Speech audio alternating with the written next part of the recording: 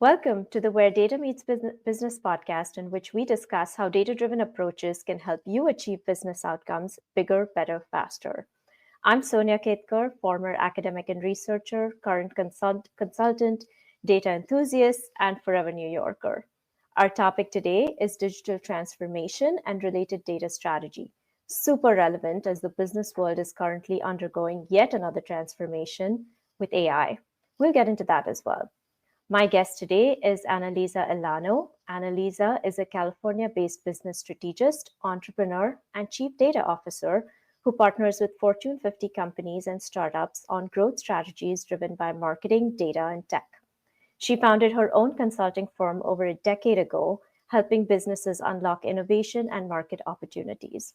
Outside work, you'll find her cooking, traveling, watching Marvel and K-dramas, or crushing cardio bar workouts with friends.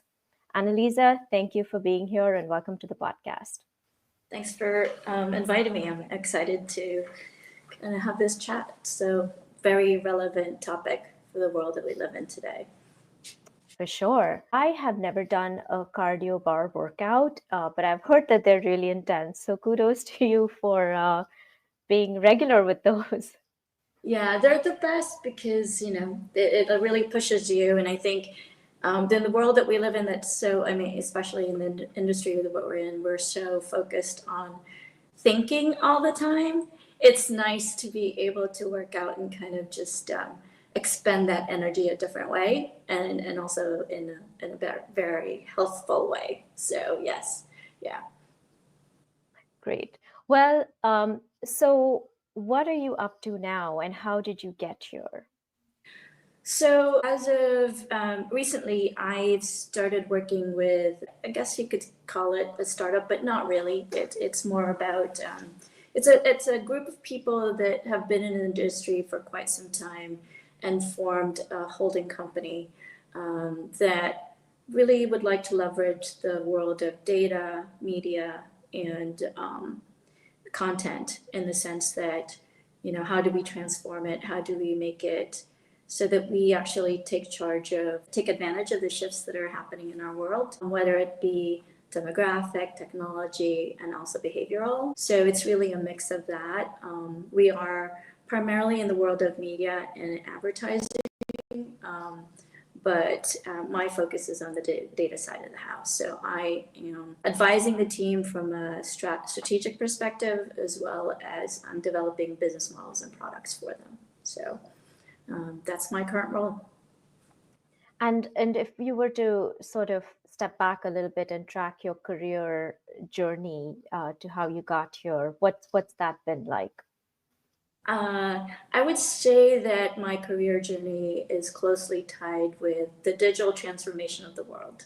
Because I'm an Xer, so I'll date myself. And I grew up when, we were going from analog to digital. I grew up in a world where digital was a buzzword when it first started. So my journey started from a professional perspective.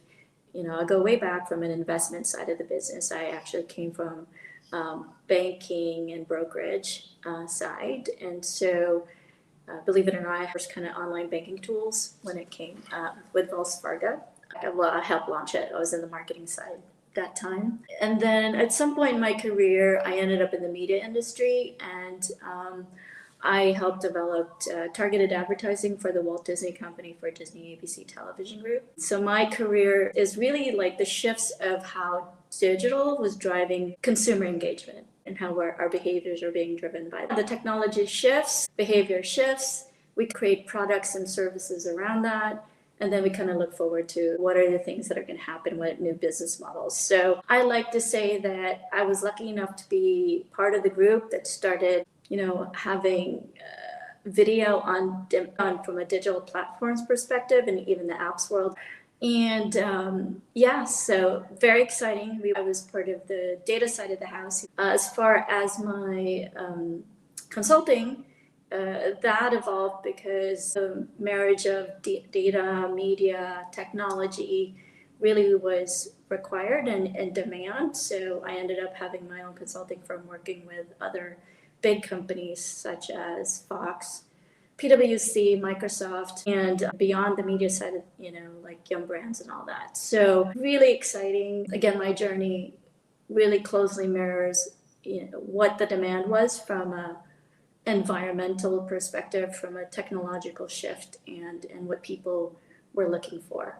And I was excited about it. Yeah, and on that topic of digital transformation that you mentioned, to get all our listeners on the same page, how would you describe digital transformation? I think it's a combination of things. I really do think that it's more than just technology upgrades. It's really how we reshape business and how it operates. We have to think of it holistically, the classic people, process, technology, but also adding the fact that, we do live in a world that is highly regulated, at least when it comes to the data side of the world. I do think that you need to consider all those factors. One thing I would say around digital transformation is that you have to have a goal. You have to actually understand what problem you're solving for. Depending on that, it's also a mindset around who is your key stakeholder, who's your audience. Is it going to be your consumers, your audiences, your internal audiences? So for me, digital transformation, yes, it is very much around technology, but we also have to absolutely consider the human factor because it's super important. You can't make the transformation happen without the humans, without the people. And I'm really glad that you said that, because very often, as we're doing with AI now, and we'll get to that as well, we tend to isolate the technology from the people part of it and the process part of it. So I want to dig into that a little bit deeper. You talked about the people part of it, of course. What about the process? If you are undertaking some kind of transformation, as you said, you have to first identify the goal, get the right people involved. Can you break down some of the different components of it or stages of it that people should pay attention to as they go on this journey? Yeah, I think the couple of things is before you get on the journey, one, you have to be clear as to why you're getting on the journey, which is the goal, and it's important to assess, where you are from a maturity perspective. When you're classic like digital maturity or an assessment of data maturity, whatever it is, and even your staffing. So typically my process is to have that assessment done. Like with my clients, I tend to at least level set where we are, understanding current state, and then really defining what our future state and future outcomes are and what we would like it to be. And then that is just purely from a process perspective, but the people part comes in, there's not just one team that works on things, and most of my clients are huge, like Fortune 50s, but I've also worked with startups. And the reality is that, not everybody's going to be on board. Not everybody's going to agree on where that next destination would be. I don't call it the final destination because I think it's iterative. So really that next destination. So the reality is about getting one, leadership on board, making sure that you've got a strong leader who's actually leading the charge and has ownership of it. And then making sure that the other leaders are also on board, if not fully on board, at least understanding like this is important and this is why we need to do it. And then also hearing from the stakeholders what their points of view are. You might not agree with them all, but it actually gives you an idea, and also paves the way for understanding where is going to be your major hiccups along the way, and really where are the gaps. How are you going to be able to fill those gaps and address them? You might not fill them all the time, but at least address them as you go along through the process. But yes, so that's where I typically start. And then once we do that kind of team building and agreement and basics, at least, that we're going to head to that same kind of path, it's really defining the path on how you get there. And then really understanding what you have, what you don't have, what can you do versus what you would like to do. And it really is more about, again, the assessment of what's feasible and then putting it in a time frame. It's classic project management right after that, and road mapping. And really but the number one thing is getting the people on board. Number two is defining kind of the process. Number three is also assessing which technologies you want to onboard to help enable automation for certain things. So there is, of course, as you mentioned, that this evangelizing part to it where some people come on board very easily and then other people don't. And then, so how do you work with that? Are there any tricks to getting people on board who are resistant to change? And I know that's not an easy answer, but it's not an easy answer. I think each situation is fairly different, but what I've seen work most is at least get them part of the conversation. Involving people in the conversation at least gives them the sense that they've got a voice, and also that's part of change management. It's really gives them a voice to say, at least I've gotten my perspective. And then you've got to listen to what they have to say and understand what those concerns are. Getting them on board, there's a couple of things. One, it's the leadership. You've got the leadership on board. It kind of forces the people from the staff, from a line management perspective, to follow. It doesn't mean that they all agree. It just means that they are kind of compelled to follow. The persuasive side of things, again, is more about the communication piece. They have to be on part of the process. It's about how you include them in the process, and then having them as stakeholders have a voice in the actual development of the roadmap, and also actually testing tools or whatever it is that you're trying to do. Because at the end of the day, if you don't include them and they feel excluded, when it comes to the conversation around how you're going to fund it and who's giving you the money, and then how you're going to actually execute it, you might get the funds, but then if it falls down, let's say it's a MarTech solution, right, that you're trying to do, if your marketers aren't on board, they're not going to use the tools. Right. And and if it's let's say in the case of targeted advertising, if you've got salespeople who don't understand it, or they don't see the value because we're going from linear television to digital, then why is targeted advertising even important when you live in a broadcast world in the old days, when people still watched linear television, right? Now it's all streaming. And now they understand why targeted advertising is important. But when I first started and actually started that journey, people, they literally asked me, why is that even important? Why do I care? So getting people on board and actually showing the value for them and showing the value for what it means for the future.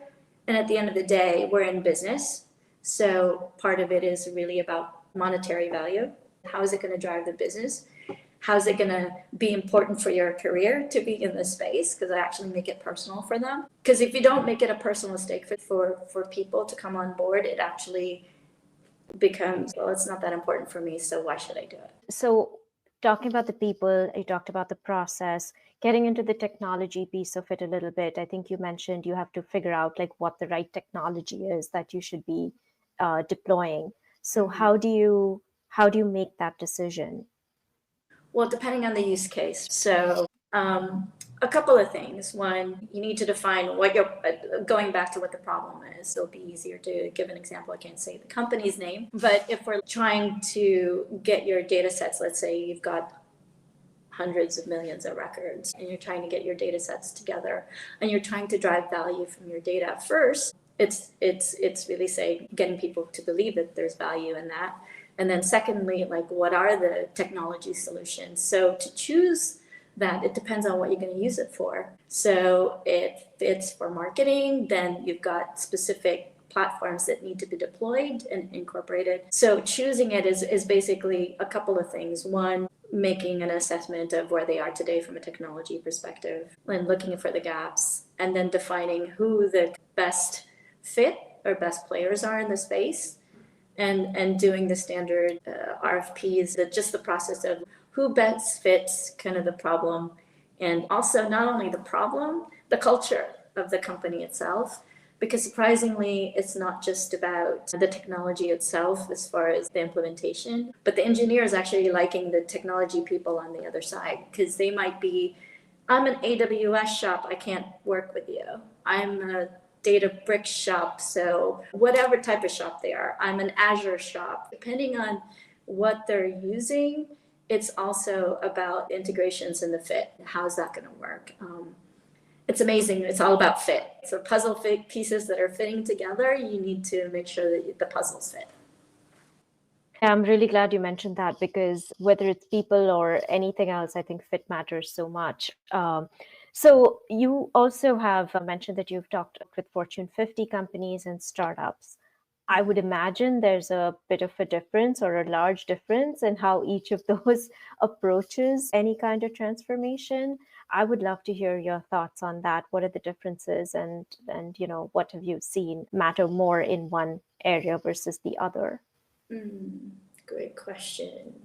I think for one, the most obvious is that big companies have more funds. Because of that, you would think that they would actually move faster.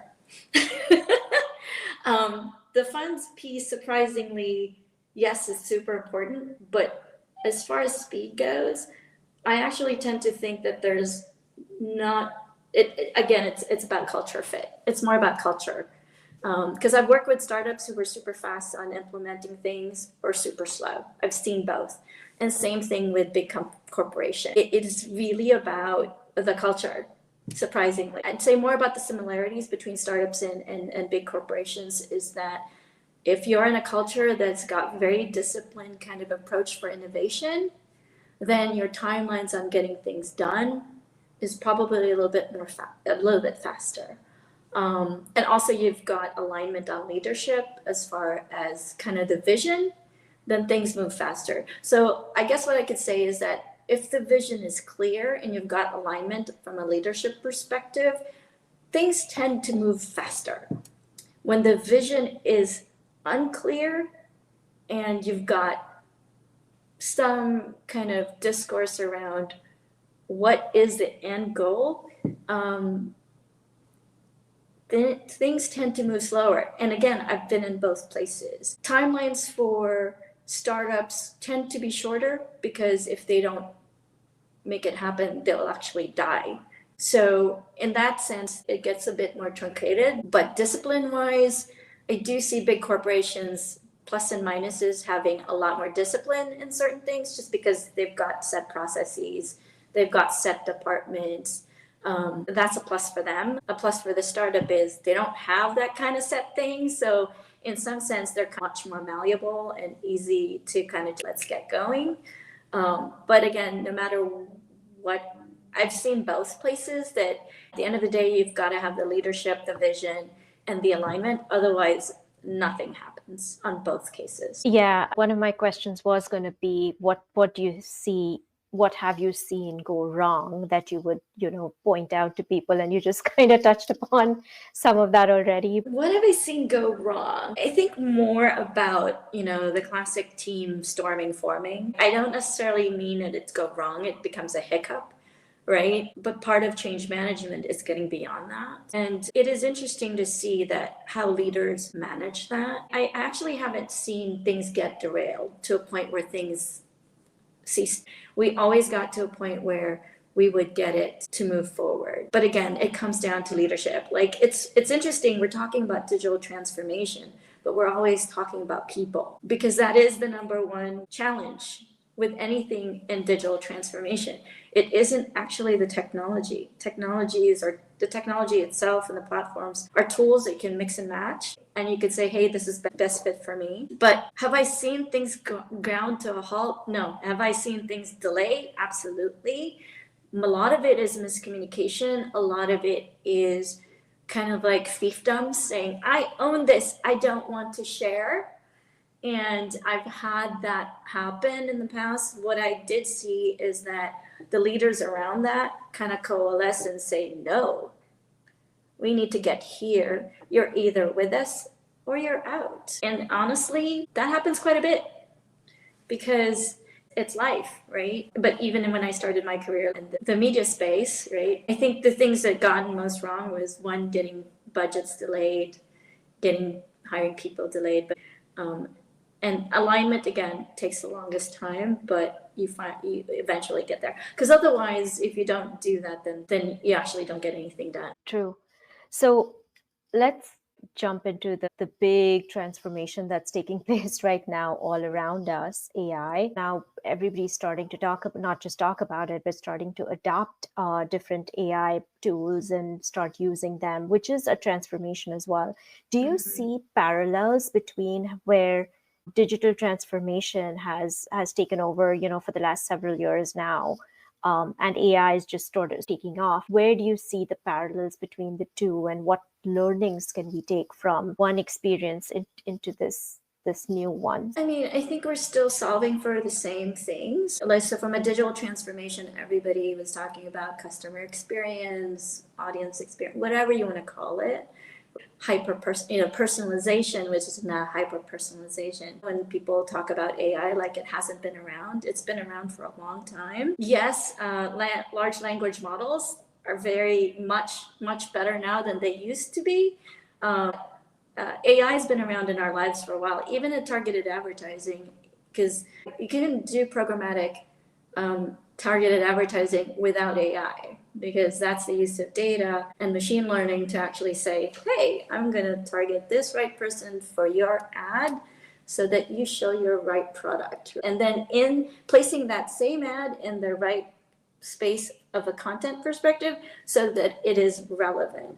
From a parallel perspective, and when I think about it, a couple of things. One, there's always the hype, which is amazing. It's important because people need to be aware. But the reality is we all have to come down to basics still. It still comes down to what problems are we solving for and how do we use these tools? Because I look at them as upgrading how we operate. I look at AI as an enhancement. I don't necessarily look at it as a replacement. Others might disagree, but that's how I look at it. That's how I envision it. The other piece I think that's super important is also the technology, and the use of it goes way faster than regulation and ethics and anything around that. We're always catching up. Right? The cat's out of, it's like Pandora's box. Pandora's box is out, it's out there, everybody's using it, and then something happens. So I do think that without strategic thinking, it becomes a challenge. You can't just implement and say, hey, hope for the best, and things happen, right? I think that you need to be strategic in the use of AI, like being strategic from the shift from analog to digital. What problem is solving for, what business opportunities are there, and what new business models are you going to develop out of that, right? So it's super important. And then from a people perspective, AI is a lot of fun to use. I use it all the time from a productivity level. I think from a paralleling to digital, its productivity just is exponential. You just realize that, wow, I can do research so much faster. Used to be like research was in the old days, libraries, and then Google, then now ChatGPT. What Google doesn't do that the ChatGPT, well, Google used to not do, what ChatGPT does is like, okay, I'll just say, I want the list of all these things and topics and sources, and then give an outline perspectives. And they'll do that in no time flat. So I do think from a productivity perspective, we're seeing productivity gains that we saw from analog to digital, right? And probably even more. From a people perspective, we're going to see the same displacements. We had that happen in the 90s, in the 2000s, and now. We're going to see a lot of, but there's going to be new jobs developed from that. There's going to be fear, and there's going to be hope. It's both sides of the coin. I think we're going to see both. The one caution I would say is that the tools and the technology should not displace the human factor, because it's, in essence, AI is there for us. So we have to be careful. We have to actually look at it as, how do we manage it? How do we use it? And then how do we be strategic about it so that it helps us, so we make the gains that we need to and not go backwards. When you were talking previously about digital transformations early on in our conversation, you talked about maturity, right? The organization and its systems, and perhaps the people factor too, being mature at a mature stage to be able to embrace a new technology. Coming back to the current times with this AI transformation, what do you think about the maturity of some of these organizations or teams even that are starting to jump onto the AI band? Right? I do Yeah. think that a lot of companies are delving into it because they have to. But I do think it's also the individuals. I know people who won't touch it because they're scared, but they don't realize they're already interacting with it every day. I mean, I live in Los Angeles, so there's Waymos running around the streets every day. We have Coco robots that deliver food. In the campuses, they have robots delivering food to students. So AI is in everything that we do these days. From a organizational maturity perspective, I noticed that some companies are saying, well, don't put AI tools, or I think they're rolling it out. Some roll it out slowly, some don't. So I can't say it's like there's a blanket statement there. I do think, again, it ties to corporate culture. Some people really believe in use it until we break it, like break things. They believe in that. So that's some strategy. I don't necessarily agree with that. I tend to be more about being thoughtful and not necessarily super precise so that you don't actually do anything. I think that's too much. I do think about the classic iterate and experiment. I love that piece. The scientific method for me is still the best thing, even an approach from a company perspective. But again, that's up to company culture, because a lot of companies actually say, I don't want this specific platform, this specific application, this specific technology in my systems, because it might break them, or worse, it might actually disclose certain things that I don't want to, because one, it's not only the whole idea of privacy becomes a big consideration when it comes to AI. It's true. It's definitely a concern, because while there are so many good things that can come out of it, we're already hearing about all the things that it could, be misused for. Right. But I wanted to get your thoughts on one of the points that you made regarding how a lot of people, individuals, whether in organizations or outside, regular people who are just going about their daily lives, don't know that they're interacting with some kind of AI system. So, how important do you think it is, and what are the methods in which we can educate people, to see AI as not just LLMs and not just ChatGPT, but the other pieces of it, which are also AI, but don't necessarily get put in the same bucket because of an information gap there? Yeah, I do think it's education. How do we get it out there? One, we could get it out there through your platform. I think that the thing is, getting it out there isn't the problem. It's more about the actual individual paying attention and actually being like, I want to learn about this. But to your point, even just video streaming, when you're watching shows and stuff, that's AI. Yes. When I go and buy Instacart, that's AI. Hub, AI. Uber, AI.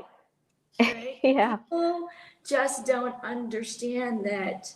I do think that, I think the simplistic way of saying it is the tools that enable things to move faster, to actually address what you want, personalization at the right place, the right time, at the right moment. It's AI. Recommendation engines are AI. Like everything that we actually take for granted is being powered by some machine learning, by something that is related to AI. And it's not just, it's not just relegated to, ChatGPT or the proliferation of smart assistants. So I know, because some of my girlfriends are working on their own startups that are developing AI agents for hospitality and things like that. So it's an exciting world. It's really fun to watch. It's also a little bit, I would admit, it's jarring when you first see the Waymo running around on your streets and there's no driver there. Like, if you're in an intersection, which I've experienced, going, okay, I need to turn left. Does that car that has no one there understand that I'm turning left? And is it going to move forward? So it's very much that. Like, we do absolutely think about that. Yeah. Yeah. Um, I live in New York, where having the thought of having Waymo on the streets in its current situation and so on terrifies me. I Yeah. have to admit that That's because a New lot of York is, right? Like, Yeah. then your narrow streets, that makes, ours is very, I mean, we have grid lines, right? Like, so it's very, we have grid patterns for our streets, so it's relatively easy. But there's a lot, just to going back to what you said of what do you see from a parallels perspective. We're evolving. The technology is evolving. We are, as humans, keep changing. Whether we adapt or we don't, that's one thing. Whether we manage or whether we lead or fall behind around this is the same. It's nothing any different than any technology revolution, industrial revolution to now. We are going through it and we're living it. So it's fun and it's scary at the same time. I agree with you, and you're clearly in the thick of it right now with all the work that you're doing, and then we'll see how AI develops for all of us, because we're all just learning on the go. It seems like any new AI tool that comes out today is already was there by tomorrow. So it's kind of interesting. But in this sort of hustle bustle of working with technology, working with startups, working with in your current role, how do you integrate work and life? I won't use the word balance because I think I don't think it doesn't exist. This word. I do think that it's about being in the moment, right? I mean, especially like most of us, even before the pandemic, because my clients were all over the country. So I tend to work remotely. And so it's about setting aside time and being mindful of it around when it's time for work, when it's time for play, when it's time for family. And like for me, family comes first. So if something needs to happen, then I just say, hey, I got to beg off on some things and focus on that. To stay sane, I like to cook a lot. And again, bar workouts with my girlfriends I've known for years, been working cardio, like the cardio bar ladies have been working out for over 10 years together. So it's a good support system. And it's also a great way to meet a lot of really strong women in the technology and any other fields, because we're all pretty much of the same kind of mindset. We work hard, we play hard. The one thing I wanted to add, and I think you'll probably go back to this, is that when it comes to telling the story around AI and stuff like that, I love a couple of authors. I love Scott Galloway and Kara Swisher. I also am a fan of Tom Davenport and his viewpoint on data, and also the evolving roles of chief data officers. So I do think that those are kind of some of the things. And I'm an avid reader. So I read the financials. I read Bloomberg all the time, the Financial Times. I read ANA, so I understand what's going on in media. So I do think that learning about how AI impacts your life, you've got to read up on it. You've got to watch the videos. You've got to, go to take classes, right? Because if you don't, you might be affected and you don't know adversely, but you don't even know how to actually handle it moving forward. So it's super, super important because it's going faster than we can actually even understand.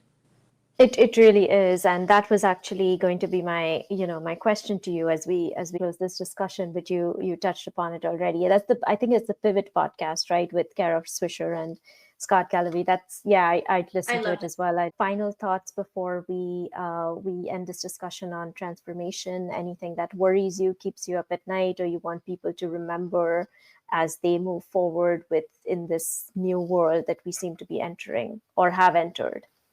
I think no matter what it is, transformation is a must. I do think that because nothing is static, we're always changing. And there are a lot of shifts happening in the world, as we all know, but not least of which is a demographic shift. We are now entering the era of the Gen Zs and the Gen Alphas, and the betas coming soon. So what does that world look like for them? And then what do we deliver from our own perspective personally? What kind of world do we want to live in? And what kind of world do we want to pass on to them? So I think for me, that's going to be super important. As I, mature in this stage in my life as well as in business, I want to think about like what are the things from a tools, values, and this AI world that's ever changing. What are the things that we want to bring to the world that's going to help us and help the future? So I think that's one thing that I'd love to see happen.